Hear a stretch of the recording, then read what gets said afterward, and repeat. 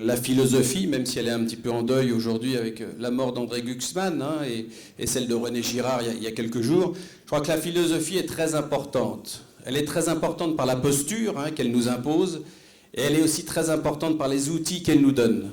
Je crois que nous, dans la banque, on est des fois un petit peu loin de la philosophie. Retrouver les outils de la philosophie, le questionnement, le doute, je crois que c'est important pour essayer de comprendre la condition humaine, essayer de comprendre le mouvement des sociétés. Et je crois que c'est aussi dans ce sens que nous sommes très heureux d'accueillir un grand philosophe ce soir, et puis bien sûr très heureux de participer à l'initiative de Jean et Baptiste. Vous avez vu le nom de leur... non, on ne l'a pas mis, de leur société. C'est un très très beau nom, Noetic Bees, très, très poétique. Voilà, donc on se connaît un petit peu avec Jean. Moi, je voulais faire rentrer la philosophie dans le management de mes équipes. On était un petit peu en avance de phase. Mais en tout cas, on se retrouvera en 2016 ou 2017. Donc, phosphorer, c'est vraiment au cœur de nos débats, puisque nous fournissons les outils numériques qui permettent l'automatisation de processus. Et je crois que Bernard Stiegler va en parler ce soir de la société automatique et l'entreprise automatique. Je voulais, moi, simplement féliciter Jean et Baptiste, effectivement, l'équipe Noetic Bees, avec qui on a travaillé sur ce premier cycle des phosphorescences. On est partenaires, j'espère, de long terme. Et je voulais vraiment les féliciter et surtout les féliciter dans chaque rencontre est inspirante. Et je crois que ce soir, c'est une rencontre encore une fois inspirante qui nous attend et passionnante. Bonsoir à tous, bienvenue, merci d'être venus aussi nombreux pour cette soirée au cours de laquelle vous allez entendre parler de marketing, de crise du désir, de phéromones numériques, d'économie contributive, d'automatisation du travail et d'abeilles. Ce soir, le nous ne désignera pas un ancien câblo-opérateur français racheté par Numéricable, mais l'intellect ou l'esprit. Mais rassurez-vous, nous n'allons pas partir dans les hautes sphères, ou plutôt si, nous nous rendons au carrefour de l'épistémologie, de la politique et de l'économie, mais avec les pieds bien ancrés dans le plancher. Celui avec qui nous voyagerons ce soir parle à la fois de Platon et de Smart Cities, d'anthropocène et de phénomènes d'addiction, de Marx et de Facebook. Pierre Hadot, qui a beaucoup inspiré Michel Foucault, a écrit un livre sur la philosophie antique où il explique que les philosophes, c'était d'abord des gens qui essayaient d'apprendre à vivre bien. Voilà. Ils faisaient de la théorie, bien sûr, mais c'est parce que pour eux, bien vivre, ça passait par la théorie. Mais leur problème, ce n'était pas la théorie, c'était d'abord de vivre intelligemment, voilà, de prendre soin, voilà, ce que Foucault a repris sous le terme de technique de soi. Et moi, j'ai pratiqué la philosophie d'abord comme une technique, parce que c'est très dur de vivre en prison. C'est extrêmement dur. Et donc, si vous ne vous donnez pas vraiment une technique de soi, vous ne pouvez pas ne pas ressortir pire que vous n'êtes entré. Voilà. Et donc, c'est comme ça que je me suis mis à faire de la philosophie. Et c'est là que j'ai commencé à enseigner, d'ailleurs. Et je suis sorti, la première fois que je suis sorti de prison, j'ai eu une permission de sortir. J'ai pris l'avion et j'ai été direct à l'école normale supérieure, dans le bureau de Jacques Derrida. Voilà.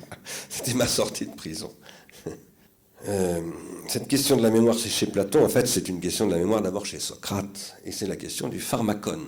Si ça s'était fait comme c'était prévu, la France aurait été le premier pays à développer un gros data center du monde. Le premier pays à développer un moteur de recherche, parce que c'est là-dessus que nous avons travaillé. Moi, pendant 3 ans, j'ai travaillé à développer un moteur de recherche. Les pulsions, ce n'est pas l'instinct. Un tigre n'a pas de pulsion, par exemple. Un tigre a un instinct meurtrier, extrêmement agressif, mais ce n'est pas une pulsion. Qu'est-ce qui s'est passé en 2008 ? Eh bien, il s'est passé que l'économie était devenue ultra spéculative et ultra pulsionnelle. Les consommateurs étaient devenus très pulsionnels, mais les spéculateurs aussi. Google, souvenez-vous quand même qu'en 1998, personne ne savait ce que c'était. C'était en fait une thèse, encadrée par un philosophe d'ailleurs, à Stanford. Et moi, je me suis intéressé à un salarié très spécial qui s'appelle Alan Greenspan, qui était le président de la Réserve fédérale et qui a été convoqué au Sénat américain le 23 octobre 2008. Et une commission sénatoriale dirigée d'ailleurs par des républicains, c'est-à-dire qui ne sont pas des gens très régulationnistes, c'est le moins qu'on puisse dire, a dit « Mais monsieur, qu'est-ce que c'est que ce bazar que vous avez mis là ?» Et il a répondu « Mais c'est pas moi, c'est l'automatisation. Je n'ai plus de savoir, mais personne n'a. Il n'y a plus de savoir économique. C'est une machine qui marche toute seule. C'est ça la prolétarisation. Ça, c'est la prolétarisation. Marx l'avait dit. Marx, en 1948, avait dit ça touchera jusqu'en haut de la hiérarchie. Et c'est ce qu'on vit aujourd'hui. Et ça ne peut plus durer. Ça veut dire que vous pensez que le libre peut servir de modèle de société? Alors, ce que je pense, c'est que le libre en matière d'organisation du travail et l'intermittence en matière de droit du travail doivent devenir les matrices de la société de demain, progressivement. Ça, c'est vraiment le truc important. Si vous devez retenir quelque chose ce soir, ça sera ce sujet-là. L'entropie, c'est une loi de la physique. À Shenzhen, on s'attend à 1,5 million d'emplois supprimés dans une entreprise, chez Foxconn, avec un robot que j'aurais pu vous montrer, je le laisse qui est développé en partenariat d'ailleurs avec Google. Et le but du patron de Foxconn, c'est de virer 1,5 million d'employés. Parce que c'est ça que dit Greenspan. Je suis devenu un crétin le mieux payé du monde. Voilà, le crétin le mieux payé du monde. C'est ça qu'il dit. Pourquoi est-ce qu'il dit qu'il est crétin? C'est pas un jugement de valeur que je porte sur M. Greenspan. C'est parce que c'est lui qui décrit ce système comme le rendant incapable de prendre une décision. C'est ça qu'il dit. Qu'est-ce que c'est que prendre une décision? Il y a des managers dans cette salle. Un manager, c'est quelqu'un qui sait prendre une décision. C'est avant tout ça, au bon moment. Ni trop tôt, ni trop tard. Nous développons toutes sortes de séries de projets contributifs avec des industriels dans toutes sortes de domaines, mais nous créons 3 chaires.